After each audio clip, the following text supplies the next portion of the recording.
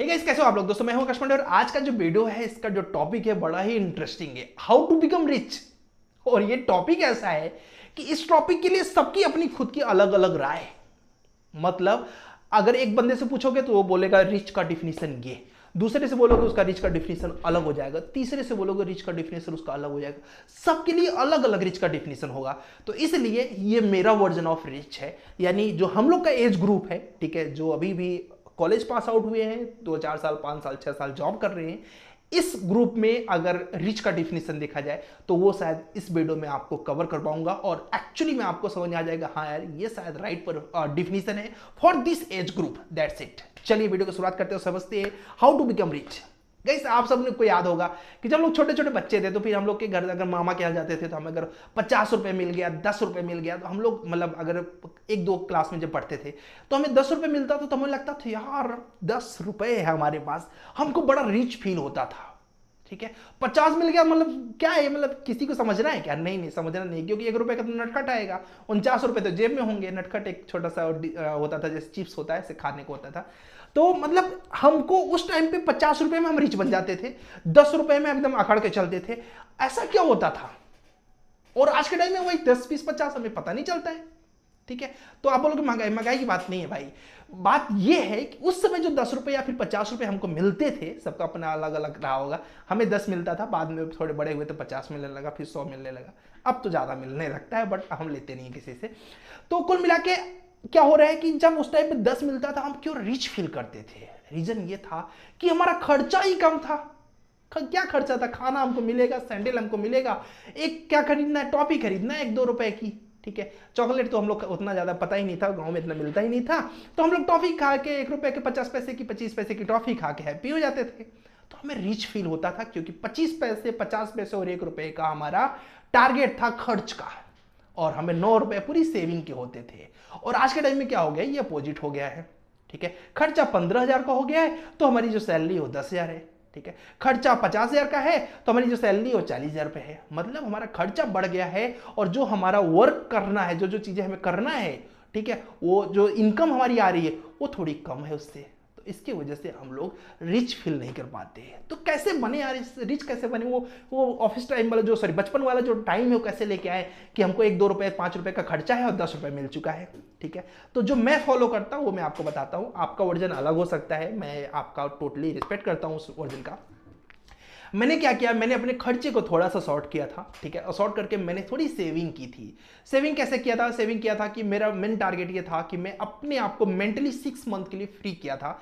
अब मैं अपने बच्चों को, जो भी मेरे पास बच्चे आते हैं मोटिवेशन कुछ अगर वो पूछते हैं तो मैं उनको यही बात सजेस्ट करता हूँ कि मैंने अपने आप को 6 मंथ के लिए फ्री किया था। जब मैं बैचलर में जब मैंने जस्ट कॉलेज स्टार्ट किया था उस टाइम पे मैं, जो मेरी सैलरी थी 12,000 रुपए थी और मेरी जो खर्च थे वो लगभग 5,000 रुपए मैक्सिमम थे।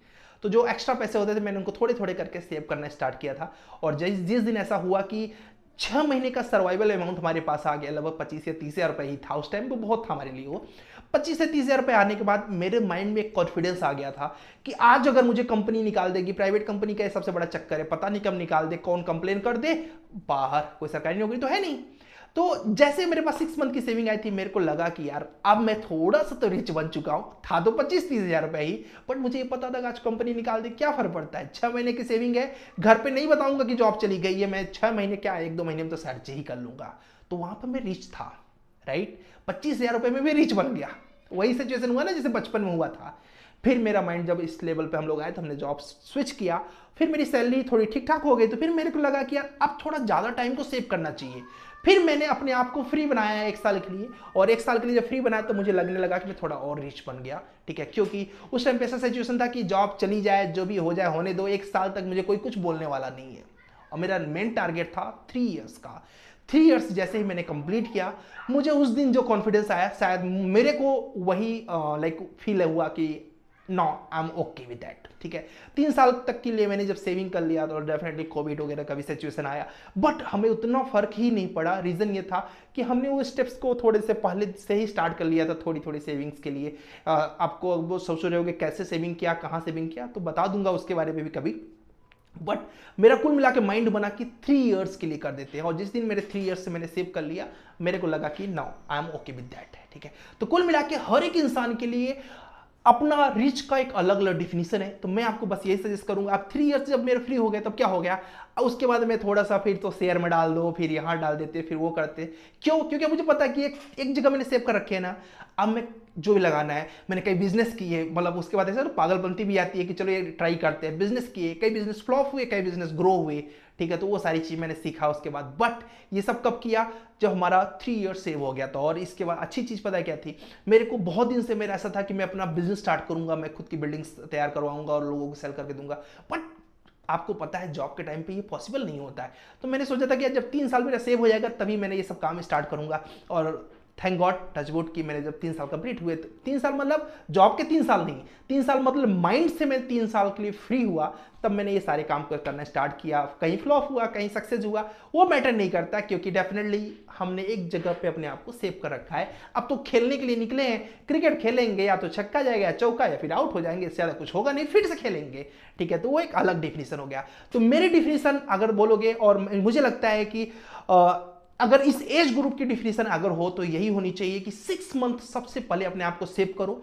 हर एक प्राइवेट जॉब वाले बच्चे को बोलूंगा, अगर आपकी सैलरी 10,000 रुपए है तो उसमें से 2,000 रुपए सेव करना स्टार्ट करो। ग्रो ऐप में डाल दो, कहीं म्यूचुअल फंड में, या फिर IND मनी में, कहीं भी डालो। मुझे मतलब मैं किसी को प्रमोशन नहीं कर रहा हूं, कहीं भी डालो, या फिर आप जाके बैंक में ही डाल दो, ठीक है। 2-2 हज़ार रुपए सेविंग कर लो। इतना सेविंग कर लो कि एक टाइम ऐसा आ जाए कि आप 6 महीने तक, कोई अगर कुछ भी लफड़ा हुआ, हमें कोई टेंशन नहीं है, हम 6 महीने तक तो एडजस्ट ही कर लेंगे। जरूरत नहीं पड़ती 6 महीने की, बट जरूरत न पड़े फिर भी अगर रखोगे तो कॉन्फिडेंस रहता है थोड़ा सा। ये मेरे लिए यही मेरी डिफिनेशन है हाउ टू बिकम रिच की। और होप आपको ये डिफिनेशन अच्छी लगी होगी। प्राइवेट सेक्टर के बच्चों को, मिडिल क्लास खासतौर से, और हम लोग तो लोअर मिडिल क्लास है, तो उसके अकॉर्डिंग अगर देखा जाए तो ये डिफिनेशन अच्छी हो सकती है। बाकी तो कोई मिलीनियर है, कोई बिलीनियर है, वो आप बड़े बड़े लेवल्स पे आप डेफिनेटली पहुंचोगे, हम लोग भी पहुंच रहे हैं, हो सकता है और आगे पहुंचेंगे। बट अभी के लिए जो डिफिनेशन हो सकती है मेरी ये है। आपकी क्या डिफिनेशन है हाउ टू बिकम रिच की? मीन्स आप रिच किसको महसूस करते हो, नीचे कमेंट करके जरूर बताना। शायद कुछ लोगों का मैच करेगा, कुछ लोगों को मैच नहीं करेगा, तो बुरा मत मानना, बट ये मेरी खुद की ओपिनियन है, मैंने पहले ही बताया था। चलिए, थैंक यू सो मच। जय हिंद, जय भारत।